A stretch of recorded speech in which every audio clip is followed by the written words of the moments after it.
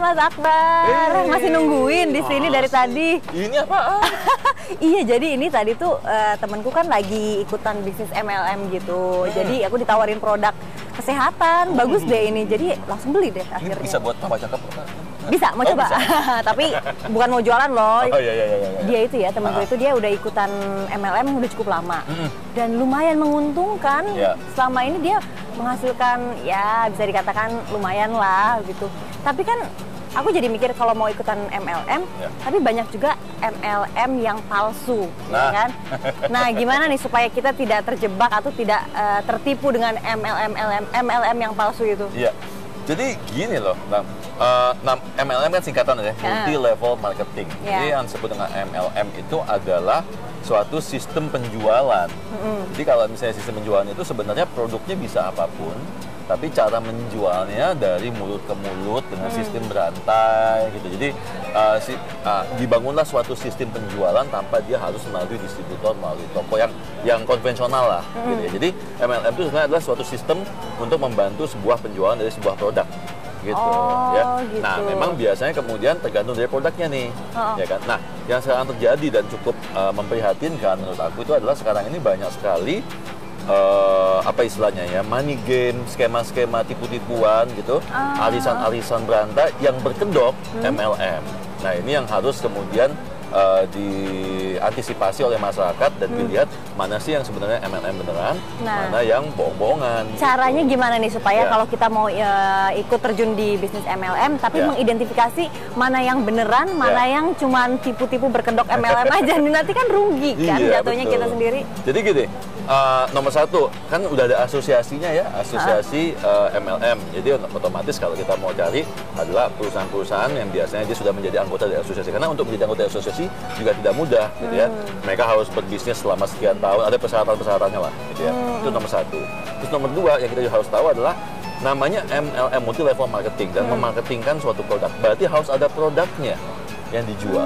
Karena kunci utama dari MLM itu adalah kita mendapatkan hasil income dalam bentuk komisi atau bagi hasil dari penjualan produk, bukan dari skema MLM-nya. Oh gitu, jadi harus ada produk. Harus ada nyatanya ya. Nyatanya gitu. Apakah tadi misalnya peralatan kecantikan, apakah obat-obatan, kebutuhan rumah tangga, sabun dan sebagainya, itu adalah alat produk. Yang ketiga, identifikasi adalah pada saat dilakukannya presentasi, biasanya kan kita diundang nih, ya rame-rame datang, presentasi bisnisnya lah gitu ya, diundang. Coba perhatikan bagaimana cara kita menghasilkan income. Apakah kita menghasilkan income lebih banyak dari income dan bonus ya otomatis ya, lebih banyak dari komisi penjualan produk, atau kita menghasilkan lebih banyak income dari mencari orang-orang di bawah kita, sistemnya, downline-nya. Yang benar yang mana? Yang benar dari penjualan produk. Oh, bukan dari mencari orang. Bukan dari mencari orang, karena kalau mencari orang berarti kita bisnis mencari orang. Bisnis rekrutmen. Tidak ada yang dijual. Tidak ada yang dijual, betul gitu. Oh gitu ya. Jadi nanti coba dilihat pembagian komisinya, pembagian bagi hasilnya, pembagian income yang diterima, komposisinya lebih banyak dari jual produk atau dari cari orang. Jadi ingat bahwa yang namanya MLM itu adalah menjual, gitu ya. Kalau kita memang bukan jiwanya penjual, bukan sales, kita orang yang, kan orang beda-beda ya. Ada orang yang lebih nyaman, saya di balik meja aja. Atau saya berani jualan tapi nggak mau ketemu one on one, saya orangnya pemalu, saya mendingan jual online misalnya, lewat komputer misalnya gitu. Saya introvert misalnya.